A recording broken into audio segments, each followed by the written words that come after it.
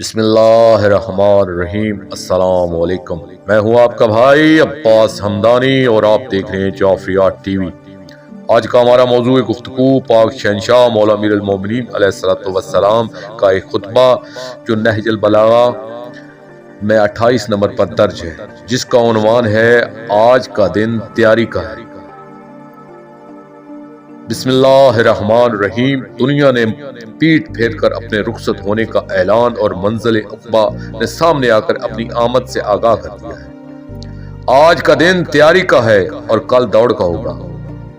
جس طرف آگے بڑھنا ہے وہ تو جنت ہے، اور جہاں کچھ اشخاص اپنے اعمال کی بدولت بلا اختیار پہنچ جائیں گی وہ دوزخ ہے۔ کیا موت سے پہلے اپنے گناہوں سے توبہ کرنے والا کوئی نہیں؟ اور کیا اس روز مصیبت کے آنے سے پہلے عمل خیر کرنے والا ایک بھی نہیں؟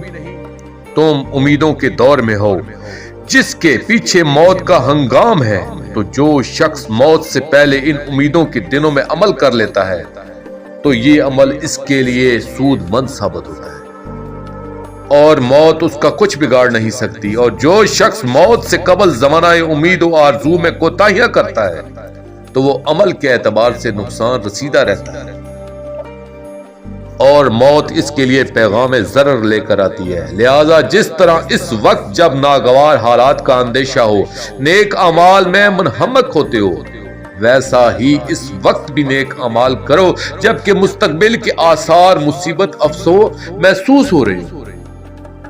مجھے جنت ہی ایسی چیز نظر آتی ہے جس کا طلبگار سویا پڑا ہوا ہے، اور جہنم ہی ایسی چیز دکھائی دیتی ہے جس سے دور بھاگنے والا خواب غفلت میں محو ہو۔ جو حق سے فائدہ نہیں اٹھاتا اسے باطل کا نقصان و ضرر اٹھانا پڑے گا۔ جس کو ہدایت ثابت قدم نہ رکھے اسے گمراہی ہلاکت کی طرف کھینچ لے جائے گی۔ تمہیں کوچ کا حکم مل چکا ہے اور زاد راہ کا پتہ دیا جا چکا ہے۔ مجھے تمہارے متعلق سب سے زیادہ دو ہی چیزوں کا خطرہ ہے، ایک خواہشوں کی پیروی اور دوسرے امیدوں کا پھیلاؤ۔ اس دنیا میں رہتے ہوئے اس سے اتنا زاد لے لو جس سے کل اپنے نفسوں کو بچا سکو۔ دوستو، آخر میں اپنے پاک شہنشاہ کی بارگاہ میں دعا کریں گے۔ الجل الجل یا ولی المظلومین یا امان الخائفین یا سفینۃ النجات، اجر اللہ تعالی فریق و صلوات اللہ علیکہ یا ربا محمد وآل محمد صلی اللہ محمد وآل محمد واجل فرج آل محمد صلی اللہ علیہ وآلہ وسلم۔